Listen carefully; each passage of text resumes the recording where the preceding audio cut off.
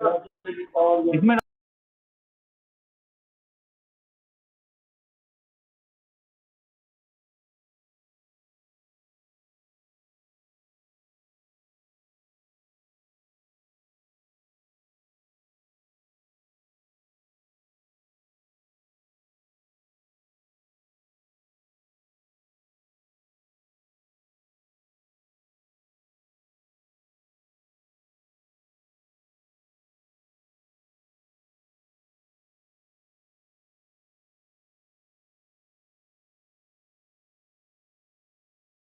है ना।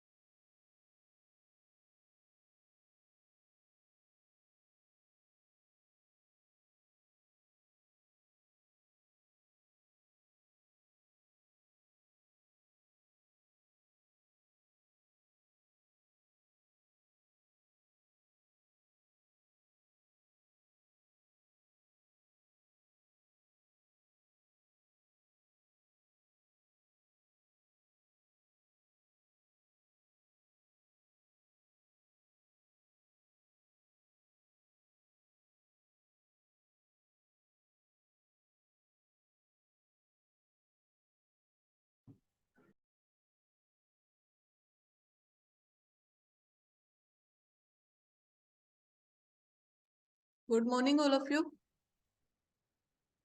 Good morning, ma'am. Good morning, ma'am. Good morning. Good morning, beta. Good morning, ma'am. Good morning.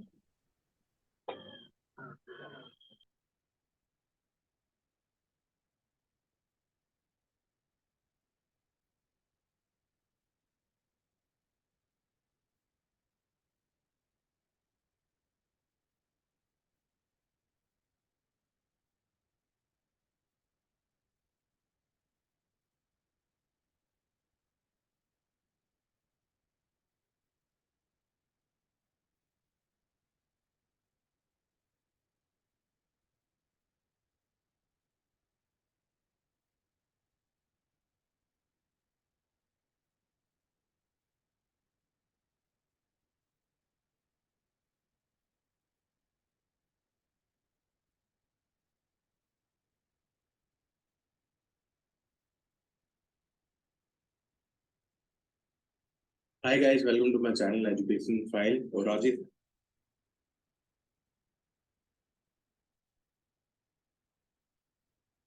आपको ना Flanders interactions की एक वीडियो दिखा देती हूँ मैं, और फिर मैं समझा भी दूंगी। वैसे इजी है ये। कल आप कह रहे थे ना कि कैसे क्या ये एनकोडिंग को डिकोड करेंगे हम। थोड़ा सा मैं बता देती हूँ, उसके बाद आप लोग वीडियो देख लेना, ठीक है? Okay, ma'am. देखो 99 पेज पे देखिए,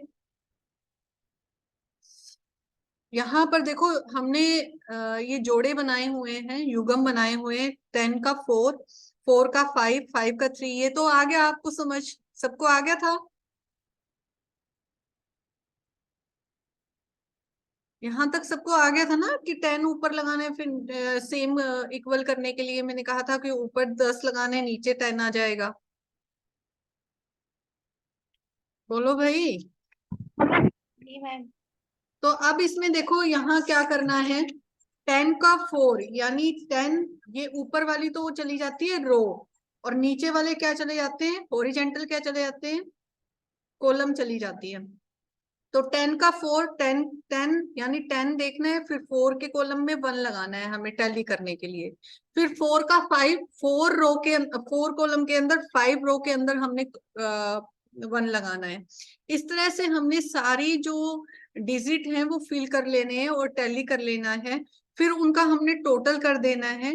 टोटल करने के बाद हमने उसकी मैट्रिक्स को एनकोड करके, फिर कई बार वो पूछ लेता है कि टीचर बिहेवियर बताइए, स्टूडेंट्स इनडायरेक्ट टीचर बिहेवियर बताएं, डायरेक्ट टीचर बिहेवियर बताएं।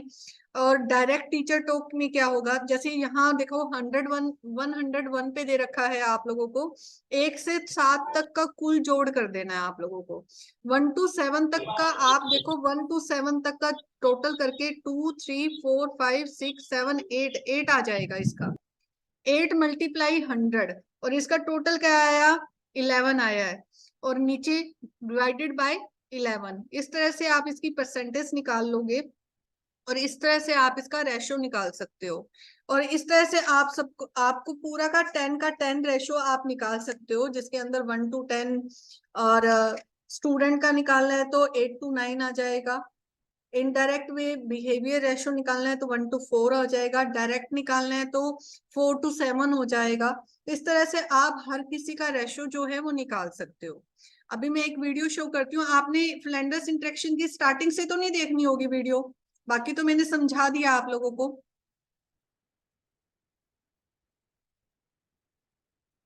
मैं फिर भी दिखा देती हूँ आप लोगों को। इस वीडियो में हम पढ़ने वाले हैं फ्लैंडर्स इंटरेक्शन एनालिसिस के बारे में। ये पर्टिकुलर टॉपिक है बीएड, एमएड एंड डीएलएड में, समझना पड़ेगा अच्छे से, ठीक है। तो जल्दी से देखते हैं। फ्लैंडर्स इंटरेक्शन हो रही है स्टूडेंट एंड टीचर के बीच में, उसको हम एनालाइज करते हैं। ये तो समझाने की जरूरत नहीं है ना आप लोगों को, या आपने पूरी वीडियो देखनी है?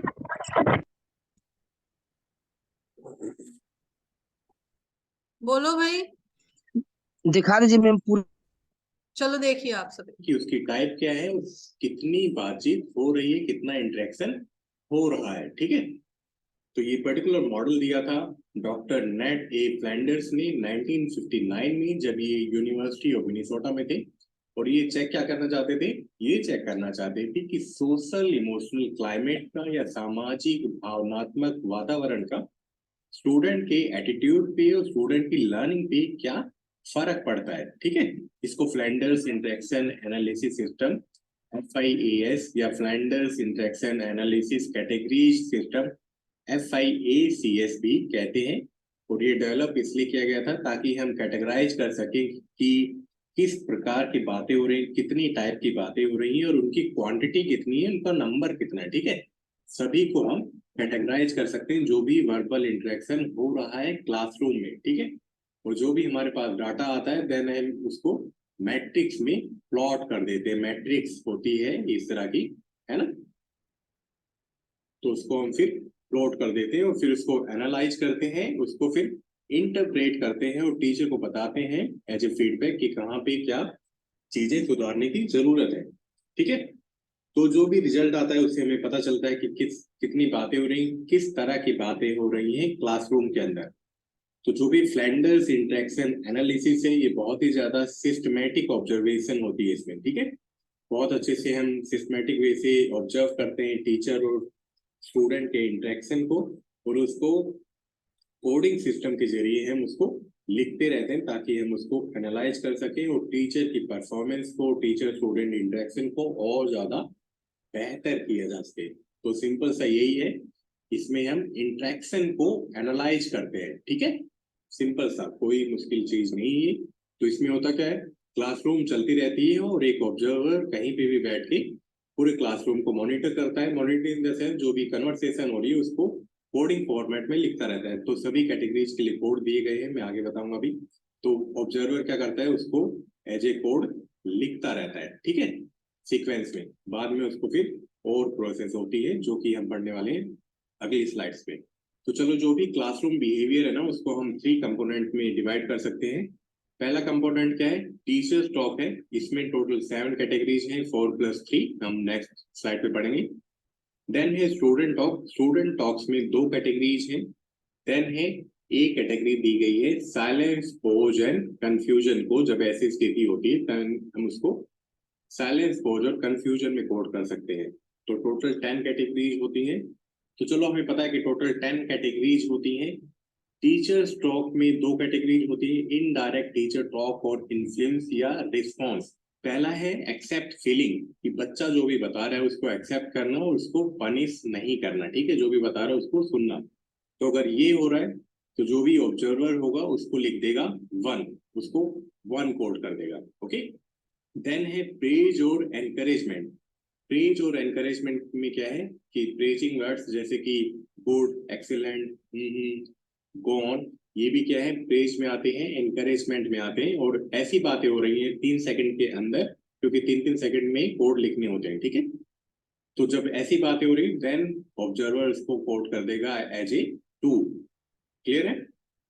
चलो, देन है एक्सेप्ट और यूजेस स्टूडेंट आइडिया। इसमें क्या होता है, अगर किसी बच्चे ने, सपोज स्टूडेंट ए ने कुछ बात बताई प्लस स्टूडेंट बी ने कुछ बात बताई, तो टीचर कई बार कहता है ना कि जैसे अनिल और विकास ने ये बातें बताई और उसके बारे में बताता है, तो वो चीजें आती हैं कैटेगरी 3 में। ठीक है, लेकिन बहुत ज्यादा एक्सप्लेनेशन हो रहा है, देन हमें लिखना पड़ेगा कोड 5। कोड 5 होता है लेक्चर देने का कोड। ठीक है, आई होप आपको समझ में आ रहा है। लेकिन स्टूडेंट को आइडिया को अगर एक्सेप्ट कर रहा है और उसे ही एक्सप्लेन कर रहा है, देन समझ आया इतना जो मैंने कल बता दिया था वही है ये। Yes ma'am. जी मैम, तो ये सारा वैसे तो मैं समझ आया। आपको एक्सप्लेन कर चुकी थी, फिर भी आप लोग सारा एक बार रिवाइज कर लीजिए ताकि आप लोगों को ना अच्छे से समझ आ जाए। ठीक है, जी मैम। तो ये आप लोगों का इनडायरेक्ट चल रहा है, 4 पॉइंट तक इनडायरेक्ट टॉक होगा ये, 4 to 7 डायरेक्ट में चला जाएगा। ठीक है, कोड नंबर 3 है उसके लिए, कैटेगरी 3 है उसके लिए। चलो देन फोर्थ में क्या है, तो फोर्थ में सिंपल है, जब टीचर क्वेश्चन पूछेगा देन ऑब्जर्वर उसको कोड कर देगा एज ए 4। देन आता है डायरेक्ट टीचर टॉक, इन्फ्लुएंस या इनिशिएशन, जब टीचर अपने आप से इनिशिएट करता हो कोई चीज। इसमें है कैटेगरी 5 लेक्चरिंग, जब टीचर को इंफॉर्मेशन प्रोवाइड कर रहा है या कोई चीज एक्सप्लेन कर रहा है, देन ऑब्जर्वर उसको मार्क कर देगा एज ए 5।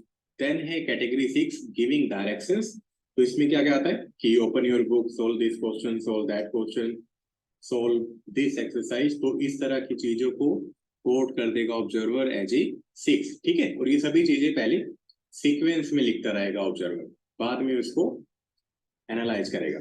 चलो, 7th कैटेगरी है क्रिटिसाइजिंग और जस्टिफाइंग ऑथोरिटी। तो ये कब होता है क्रिटिसाइज, हम स्टूडेंट को कब करते हैं, जब स्टूडेंट ऑफ कोर्स शरारत करते हैं, क्लास को अच्छे से रन नहीं करने देते, ये जब कहना हो कि be silent, get out from my class, या ऑथोरिटी दिखाता है टीचर, देन ऑब्जर्वर उसको 7 कैटेगरी लिख देगा। ठीक है, मतलब नंबर 7 लिख देगा। चलो, स्टूडेंट ऑफ, तो 8 स्टूडेंट ऑफ रिस्पॉन्स। तो ये चीजें बहुत अच्छे से सभी चीजों को पढ़ना यार। तो इसमें क्या है, स्टूडेंट का रिस्पॉन्स, जब टीचर कोई चीज पूछता हो, जैसे टीचर पूछते हैं ना कि got the point, got the answer, और स्टूडेंट कहता है यस, देन उस चीज को कोड करेगा ऑब्जर्वर एज ए 8। क्लियर है? चलो, देन 9th में क्या है, स्टूडेंट ऑफ इनिशिएशन।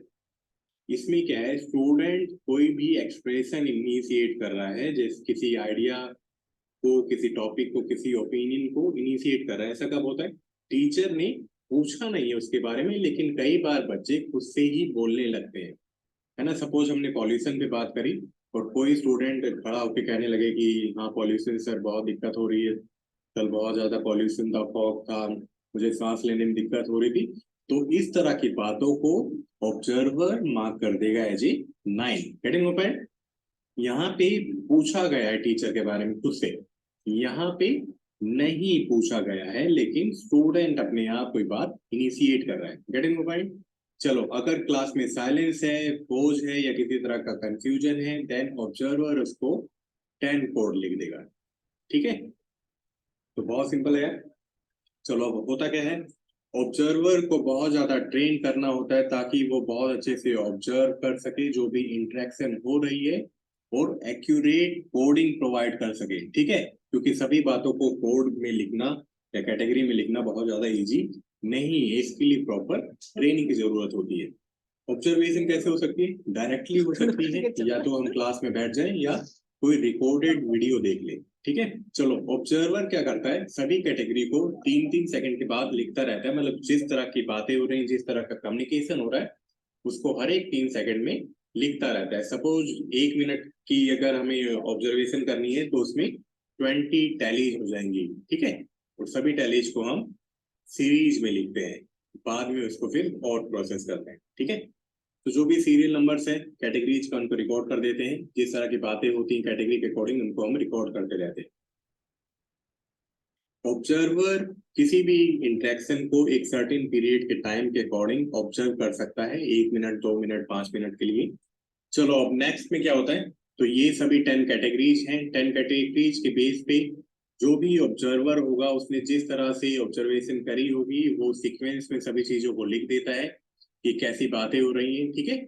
और इस स्टेप को कहते हैं एनकोडिंग, ठीक है। अब एनकोडिंग के बाद क्या होता है, हमें इस सीरीज को बिगिन करना होता है और एंड करना होता है विद सेम नंबर। तो सेम नंबर के साथ बिगिन और एंड करने के लिए हम इसमें 10 ऐड कर लेते हैं, ठीक है। और इसका एक पर्पस भी है, क्योंकि जब क्लास में एंट्री करते हैं और क्लास से हम बाहर जाते हैं तो बेसिकली टीचर के द्वारा साइलेंस ही रहता है, ठीक है। तो उस चीज को भी डिनोट करता है। देन होता है पेयर्स बनाते हैं, पेयरिंग होती है। तो पेयरिंग ये होता है, पहले 10 और 6 का पेयर बनता है यहाँ पे, देन 6 और 10 का पेयर बनता है, ठीक है। देन 10 एंड 5 का अगेन, तो 10 एंड 5, देन 5 एंड 1 का पेयर, ठीक है, 1 एंड 4 का पेयर एंड सो ऑन, ठीक है। आप ये नंबर के साथ पेयर बनाना होता है। क्लियर है? देखो वीडियो समझ में ना आए तो प्लीज दोबारा देख लेना, क्योंकि बहुत ज्यादा इजी है।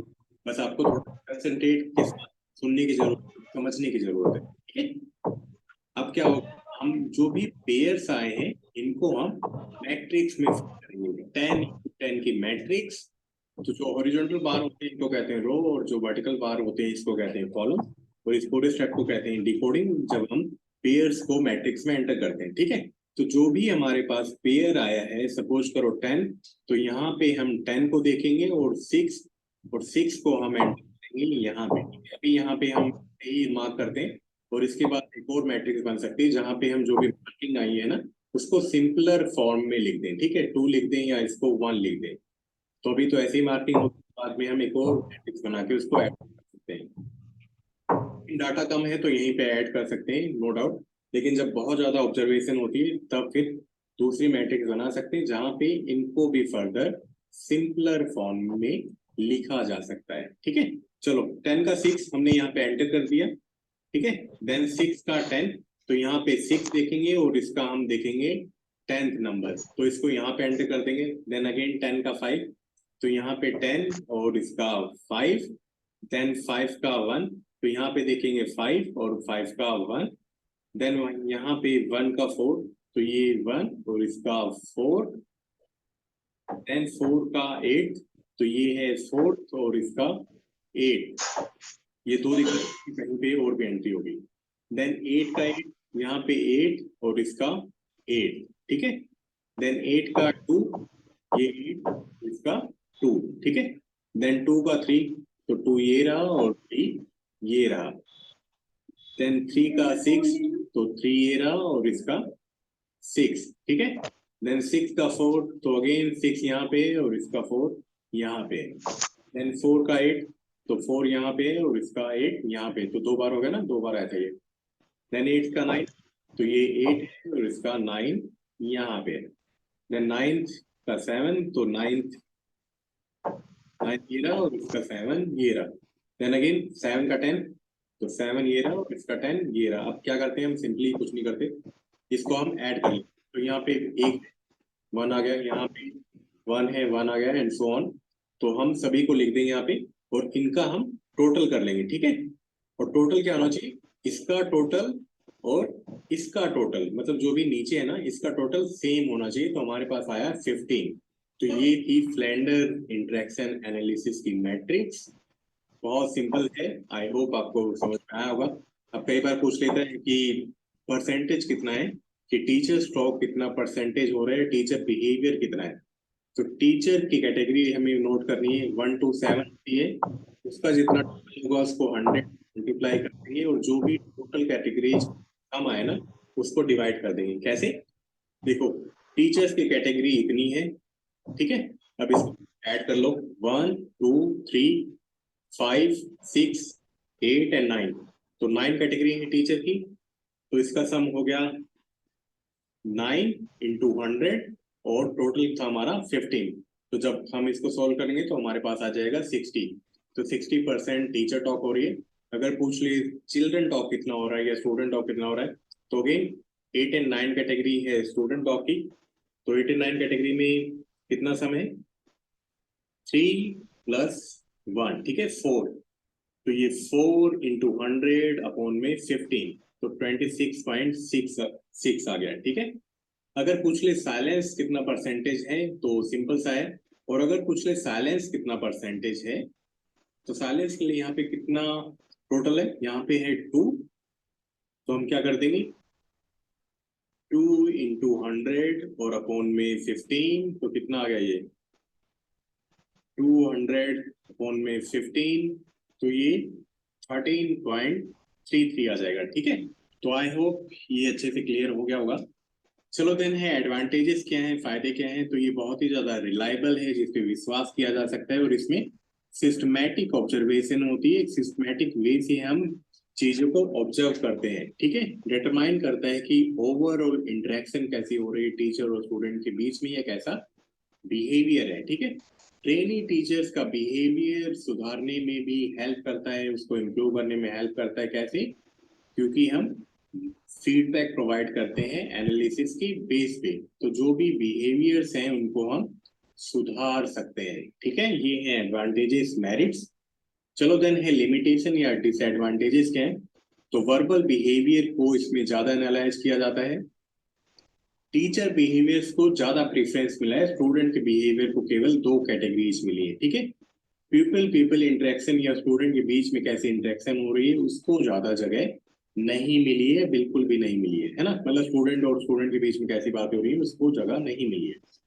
ऑब्जर्वेशन इसमें क्या है, बहुत ही ज्यादा लेबोरियस है, सही बात है, बहुत ही ज्यादा लेबोरियस है, इसमें एक्सपर्ट की बहुत ही ज्यादा जरूरत होती है, और एनालिसिस से पहले ट्रेनिंग की बहुत ही ज्यादा जरूरत होती है, क्योंकि आप सुनते हो और आपको कोड करना रहता है, ठीक है। तो कोडिंग इतनी ज्यादा इजी नहीं है किसी को सुन के, तो इसके लिए आपको ट्रेनिंग चाहिए और अच्छे से एक्सपर्टीज चाहिए, और सभी तरह की कम्युनिकेशन को जो भी क्लास में हो रही है उसको कोड करना कैटेगरी के फॉर्म में इजी नहीं है। तो ये कुछ लिमिटेशंस, कुछ डिसएडवांटेजेस हैं फ्लैंडर्स इंटरेक्शन एनालिसिस से। तो इसी के साथ वीडियो का खत्म, आई होप आपको समझ में आया होगा।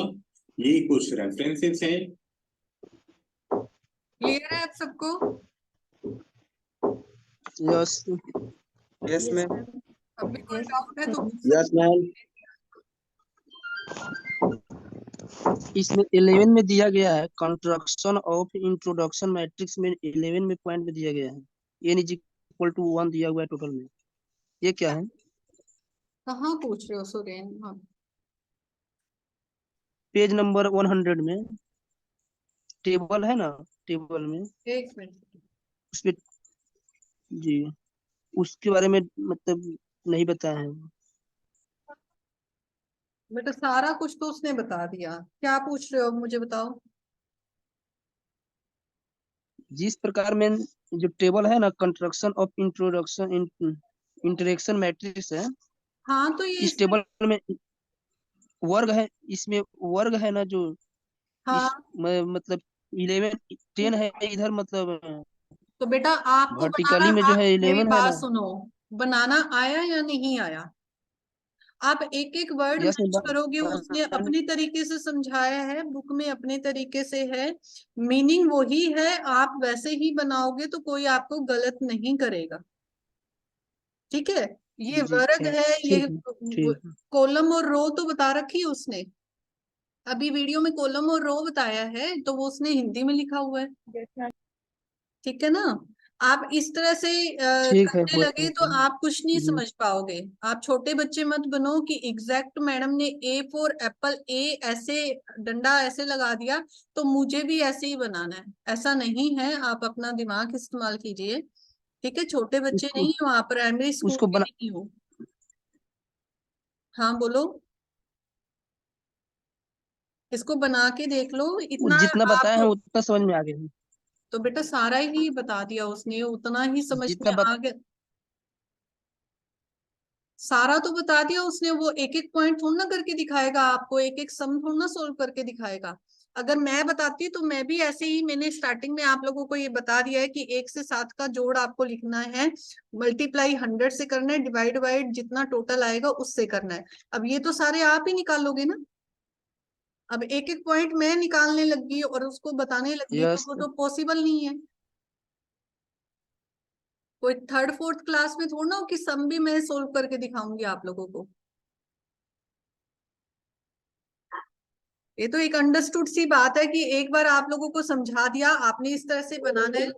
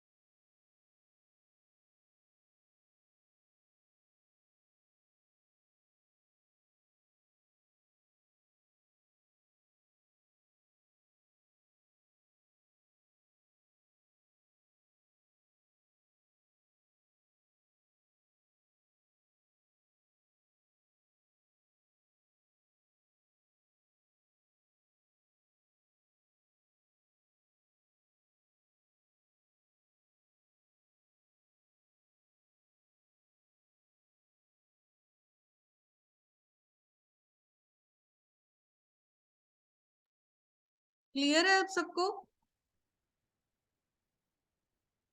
अब देखिए यस मैम। अब इसकी ना आप लोगों को एडवांटेज और डिसएडवांटेज दे रखे हैं, ठीक है। मेथड्स दे रखे हैं, मेथड्स आप लोगों को मैं समझा चुकी हूँ, बार बार वही पॉइंट आएंगे। टीचर बिहेवियर क्या होगा, ठीक है, ये आप लोग सभी बच्चे पढ़ लेना। और इसमें गुण और दोष दे रखे हैं, इसको हम ये कहें कि आजकल के टाइम में हमें इतना यूज नहीं कर पाएंगे।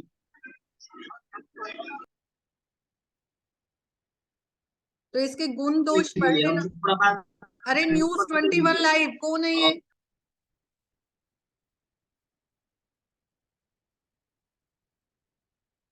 तो आप इसको पढ़ लेना कि क्या टेक्निक्स है, इनमें टीचर का बिहेवियर क्या है, इसमें ग्रुप टीचिंग की बात की गई है, फीडबैक दे सकते हैं बच्चे, इसके एडवांटेज आ जाएंगी।